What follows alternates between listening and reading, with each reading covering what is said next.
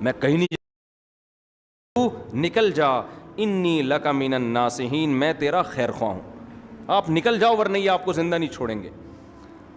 اب موسیٰ علیہ السلام نے یہ نہیں کہا موت زندگی کس کے ہاتھ میں ہے، جو ہمارے دیندار لوگ نا اکثر فضول قسم کی بے موقع تقدیر کا حوالہ دینا شروع کر دیتے۔ زندگی موت کس کے ہاتھ میں ہے؟ اللہ کے ہاتھ۔ کس کے ہاتھ میں ہے؟ اللہ۔ میں کہیں نہیں جاؤں گا، میں کسی سے ڈرتا مرتا بول لو نا نہیں ہوں، میں کوئی ڈرتا مرتا تھوڑی ہوں۔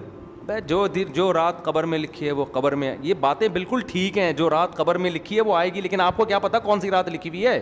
ٹھیک ہے نا، آپ کو تھوڑی پتا ہے، آپ تو بچنے کی کوشش کرو۔ حضرت موسیٰ کو اندازہ ہو گیا بھائی یہ مجھے قتل کر دیں گے، تو جان بچانا بھی فرض ہے، جان بچانے کی تدبیریں اختیار کرنا بھی فرض ہے۔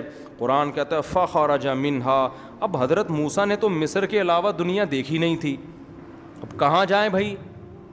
تو مدین جانے کا ارادہ کیا، کیونکہ سنا تھا کہ مدین کی حکومت اچھی ہے، بادشاہ اچھا ہے، تو ارادہ آپ نے کیا کیا؟ مصر سے کہاں چلا جاؤں؟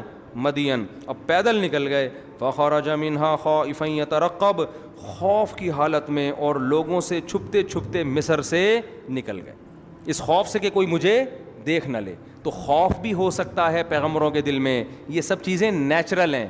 اگر آپ کے کوئی قتل کی کوشش کر رہا ہے اور آپ کی ٹانگیں کانپنا شروع کر دیں تو یہ اس کی علامت نہیں ہے کہ آپ بے دین ہیں، یہ نیچرل ہے، سمجھ رہے ہو؟ یہ کیا ہے؟ ایک دفعہ میں نے یوٹیوب پہ ویڈیو دیکھی، زلزلہ آیا ہے، سب لوگ ڈر سے بھاگ رہے ہیں، امام صاحب کھڑے ہوئے ہیں، زبردست، اب پتہ نہیں اندر سے کانپیں کتنی ٹانگ رہی ہوں گی ان کی، واللہ عالم۔ کسی نے کہا دیکھو امام صاحب کا ایمان دیکھو، میں نے کہا ایمان نہیں ہے، پاگل آدمی ہے، اللہ معاف فرمائے، ایسے کہنا نہیں چاہیے امام کو، چھت وت گرے گی، زمین میں پھٹ پھٹا جائے گی۔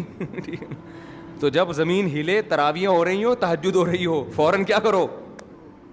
بولو، بھاگ جاؤ۔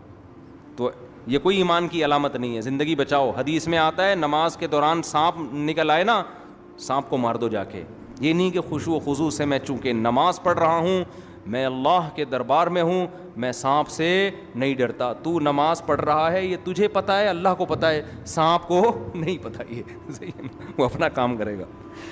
تو اس لیے قرآن کہتا ہے کہ موسیٰ علیہ السلام خوف زدہ بھی تھے کہ کہیں کوئی دیکھ نہ لے، یترقب، دیکھتے بھی پھر رہے تھے، چھپتے بھی پھر رہے تھے، اور اسی حال میں آپ نے مصر کو چھوڑ دیا۔ قال ربی نجینی، اور اللہ سے دعا مانگی اے اللہ ان ظالموں سے مجھے نجات دے دے۔ ظالم کیوں؟ اس لیے کہ قتل خطا میں قتل کی سزا نہیں ہے، کچھ غلطی سے بندہ مار دے تو آپ جا رہے ہو گاڑی میں، اچانک کوئی سامنے آ گیا مر گیا، یہ تھوڑی کہ آپ کو پھانسی کے پھندے پہ لٹکا دو، یہ تو ظلم ہے نا، یہ تو خالصتاً ظلم ہے۔ وَلَمَّا تَوَجَّهَ